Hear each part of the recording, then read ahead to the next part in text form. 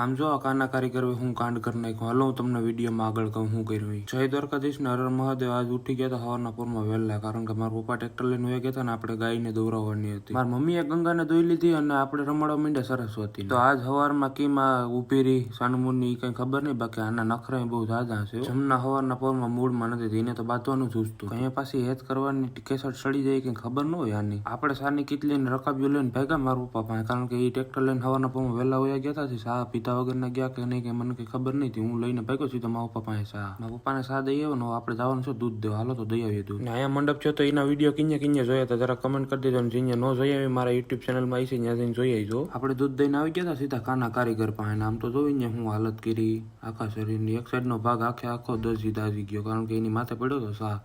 આમ તો જોશે માથાથી લઈને કળ સુધીનો ભાગ ઉપાડી લીધો. બપોરે ટ્રેક્ટર લઈને આવી ગયા હતા આપણે હાકીને. ને જમવામાં શું હતું જોઉં તમને બતાવું. કેરી ને ઠંડી છાશ ને ગવારનું શાક ને રોટલી ને આવું હોય. પછી ડ્રાઈવર ને શું જોઈએ યાર બીજું. પછી ભાઈ મારા મોબાઈલમાં પડતી ગયું હતું ચાર્જિંગ ને લાઇટ હમણાં જ હજી આવી છે. તો આજનો વ્લોગ અહીં સુધી રાખીએ. મળીશું આવતા નવો વ્લોગ સાથે. ત્યાં સુધી જય દ્વારકાધીશ ને હર મહાદેવ. મને સબસ્ક્રાઇબ કરવાનું ન ભૂલતા.